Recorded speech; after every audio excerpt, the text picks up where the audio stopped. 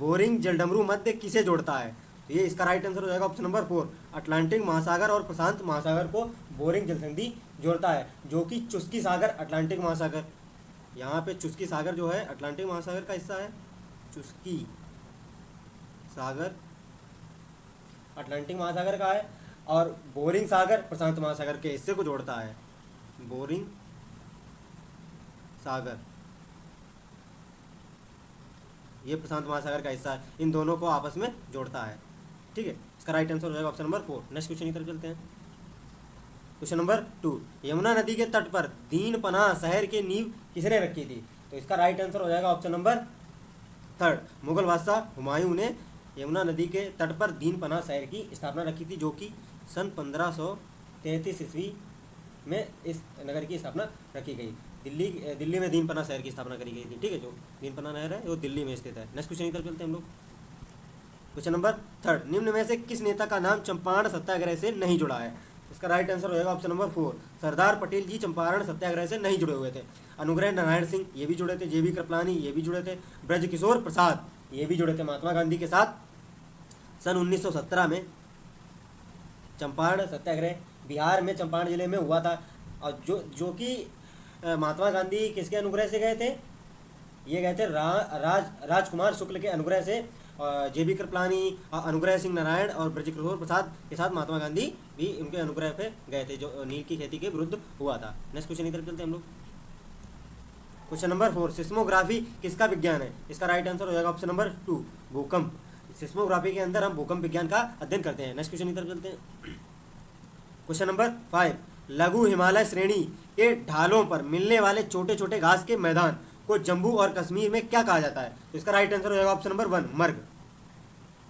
लघु हिमालय के श्रेणी के ढालों पर मिलने वाले छोटे छोटे घास के मैदानों को जम्मू कश्मीर में मर्ग नाम से जाना जाता है। ठीक है, ये चारागाह लगभग 3500 से 6000 मीटर के बीच स्थित है। 3500 से 6000 मीटर ऊंचाई के बीच स्थित है। ठीक है, नेक्स्ट क्वेश्चन की तरफ चलते हैं हम लोग।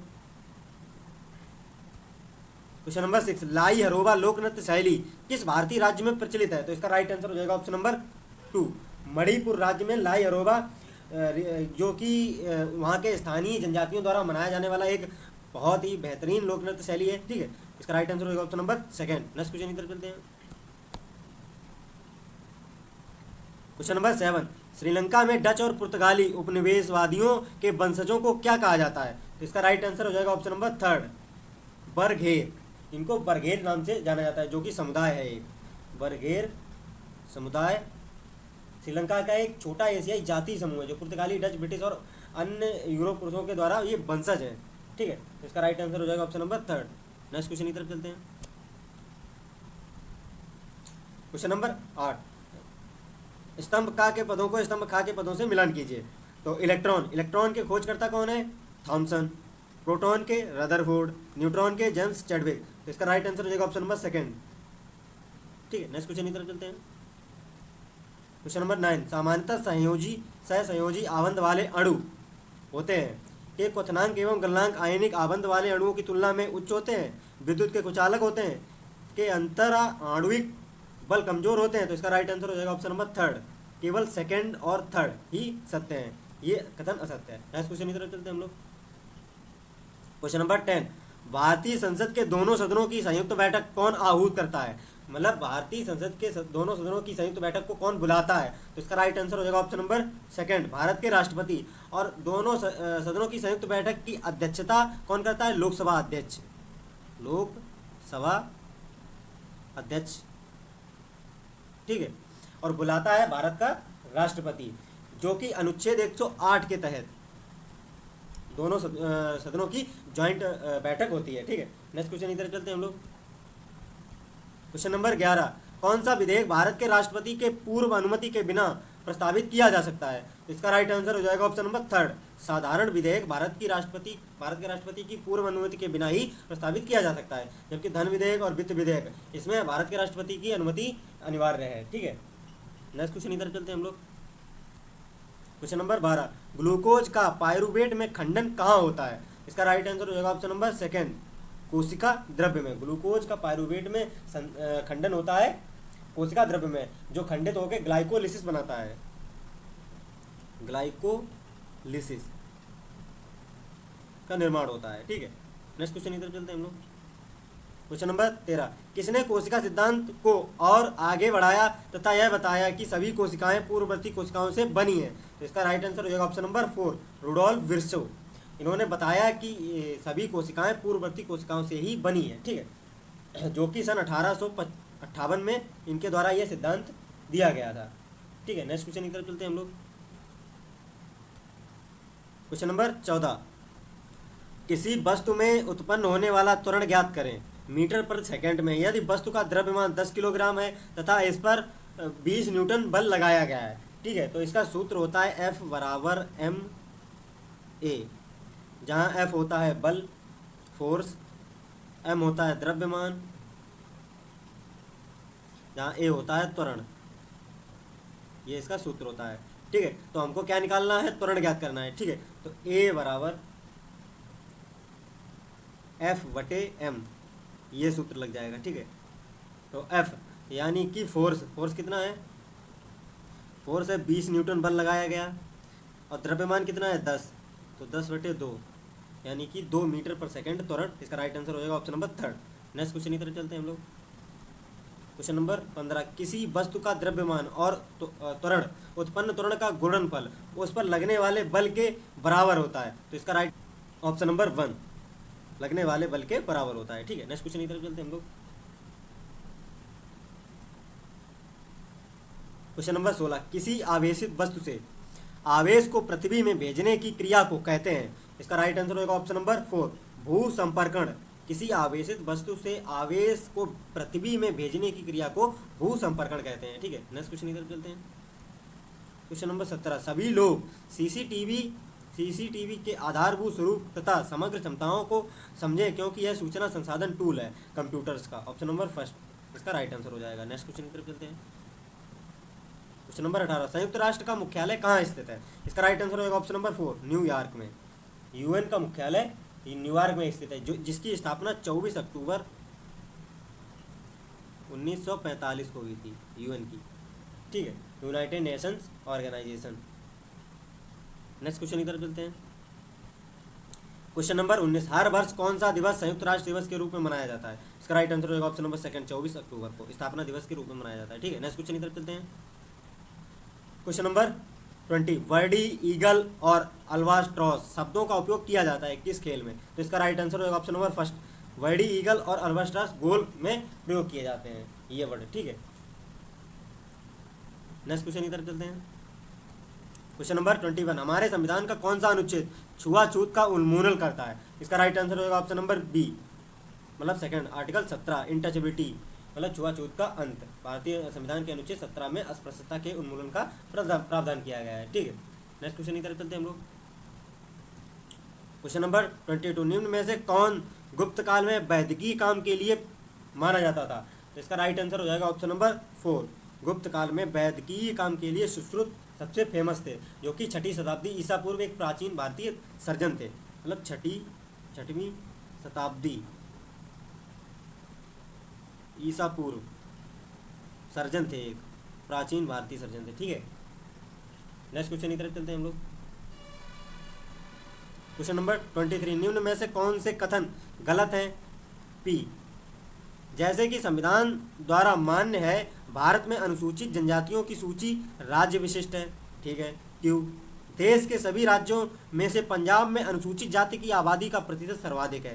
दोनों ही सही है। ठीक है, और बताना क्या है, गलत। तो इसका राइट आंसर हो जाएगा ऑप्शन नंबर 3, ना तो पी और ना ही क्यू। ठीक है, यानी कि दोनों ऑप्शन सही है। नेक्स्ट क्वेश्चन की तरफ चलते हैं।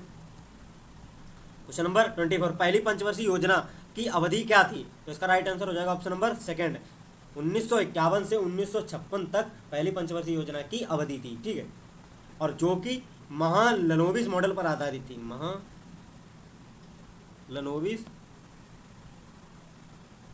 मॉडल पर आधारित थी, इस पर सबसे ज़्यादा कृषि पर जोर दिया गया था, कृषि पर जोर दिया गया था। ठीक है, नेक्स्ट क्वेश्चन की तरफ चलते हैं हम लोग। क्वेश्चन नंबर 25, निम्नलिखित में से कौन सा एक मुक्त स्रोत ओपन सोर्स ऑपरेटिंग सिस्टम नहीं है? इसका राइट आंसर हो जाएगा option number first, Windows, Ubuntu, Linux और डूपल। ये तीनों ही एक मुक्त source open source operating system है। नेक्स्ट क्वेश्चन की तरफ चलते हैं। क्वेश्चन नंबर 26, टूथपेस्ट खरीदते समय जो बिक्री कर आप देते हैं वह है? इसका राइट आंसर हो जाएगा ऑप्शन नंबर 4, राज्य सरकार द्वारा लगाया गया और संग्रहित किया गया कर। ठीक है, नेक्स्ट क्वेश्चन की तरफ चलते हैं हम लोग। क्वेश्चन नंबर 27, किसे लाल ग्रह कहते हैं? तो इसका राइट आंसर हो जाएगा ऑप्शन नंबर फर्स्ट, मंगल ग्रह को ही लाल ग्रह के नाम से जाना जाता है। ठीक है, ये नारंगी लाल सितारा के रूप में आकाश में दिखाई देता है। इस वजह से इसकी ऊपरी मृदा जो है, मृदा का लोहे के साथ मिलकर एक लौ ऑक्साइड में बदलने के कारण ही ये सूर्य के जैसा दिखाई देता है। ठीक है, नेक्स्ट क्वेश्चन की तरफ चलते हैं। क्वेश्चन नंबर 28, मालगुडी डेज के लेखक हैं? तो इसका राइट आंसर हो जाएगा ऑप्शन नंबर सेकंड, आर के नारायण। आर के नारायण, जो कि 1943 में प्रकाशित हुई थी और इसमें इस पुस्तक में 32 कहानियाँ संग्रहित हैं। ठीक है, काल्पनिक शहर मालगुडी पर आधारित है। प्रत्येक कहानी में मालगुडी में जीवन एक पहलू दर्शाया गया है। ठीक है, किताब इंटरेस्टिंग है, कभी पढ़ के देखना। नेक्स्ट क्वेश्चन की तरफ चलते हैं हम लोग। क्वेश्चन नंबर 29, उस्ताद जाकिर हुसैन निम्नलिखित में किस संगीत वाद्य यंत्र के प्रतिपादक थे? तो इसका राइट आंसर हो जाएगा ऑप्शन नंबर फर्स्ट, उस्ताद जाकिर हुसैन तबला वादक थे। ठीक है, एक प्रसिद्ध वादक, हिंदुस्तानी शास्त्रीय संगीतकार और फिल्म निर्माता भी थे। ठीक है, और उन्हें पद्मश्री 1988 में मिला था। पद्मश्री 1988 में मिला था तथा 2002 में पद्म भूषण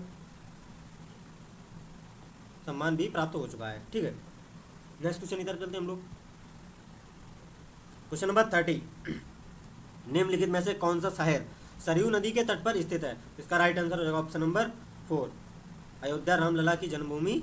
ठीक है, ये सरयू नदी के तट पर स्थित है। नेक्स्ट क्वेश्चन की तरफ चलते हैं हम लोग। क्वेश्चन नंबर 32, उत्तर प्रदेश का एकमात्र मुक्त विश्वविद्यालय किस नाम से जाना जाता है? इसका राइट आंसर हो जाएगा ऑप्शन नंबर थर्ड, राजर्षि पुरुषोत्तम दास टंडन मुक्त विश्वविद्यालय। ठीक है, जो कि इलाहाबाद विश्वविद्यालय मतलब इलाहाबाद में स्थित है। 1998 में इसकी स्थापना की गई थी। कहाँ? इलाहाबाद में। ठीक है, नेक्स्ट क्वेश्चन की तरफ चलते हैं। क्वेश्चन नंबर 33, हिंदुस्तानी एकेडमी जिसे भारतीय भाषाओं की रक्षा तथा विकास हेतु स्थापित किया गया था, कहाँ स्थित है? इसका राइट आंसर हो जाएगा ऑप्शन नंबर थर्ड, जो कि भारतीय भाषाओं की रक्षा हेतु और विकास हेतु इसको स्थापित किया गया था, इलाहाबाद में स्थित है। नेक्स्ट क्वेश्चन की तरफ चलते हैं हम लोग। क्वेश्चन नंबर 34, मोतीलाल नेहरू बाल संग्रहालय स्थित है? तो इसका राइट आंसर हो जाएगा ऑप्शन नंबर थर्ड, लखनऊ में मोतीलाल नेहरू बाल संग्रहालय स्थित है, जो कि 1957 में स्थापित किया गया था। ठीक है, नेक्स्ट क्वेश्चन की तरफ चलते हैं हम लोग। क्वेश्चन नंबर 35, भारत कला भवन संग्रहालय अवस्थित है? तो इसका राइट आंसर हो जाएगा ऑप्शन नंबर 4, वाराणसी। भारत कला भवन संग्रहालय वाराणसी में स्थित है, जो कि 1920 में विकास हुआ था इसका। ठीक है, नेक्स्ट क्वेश्चन की तरफ चलते हैं। क्वेश्चन नंबर 36, उत्तर प्रदेश जमींदारी उन्मूलन और भूमि सुधार अधिनियम 1950 अंतर्निहित है? इसका राइट आंसर हो जाएगा ऑप्शन नंबर थर्ड, नवी अनुसूची में। ये 1951 से 50 में जोड़ी गई थी, क्योंकि राजीव गांधी की सरकार में नहीं। नेक्स्ट क्वेश्चन की तरफ चलते हैं। क्वेश्चन नंबर 37, स्वधर योजना है? तो इसका राइट आंसर हो जाएगा ऑप्शन नंबर थर्ड, कठिन परिस्थितियों में महिलाओं के लिए वर्ष 2001 से 2 के बीच केंद्र सरकार द्वारा चलाई गई थी। ठीक है, कठिन परिस्थितियों में महिलाओं के लिए। तो आज 37 क्वेश्चन थे, हमने बेहतरीन प्रैक्टिस डिस्कस किया है। जिन्होंने प्रीवियस लेक्चर हमारे नहीं देखे, प्लेलिस्ट फॉलो कर सकते हैं। तो मिलते हैं नेक्स्ट वीडियो में, तब तक जय हिंद, जय भारत।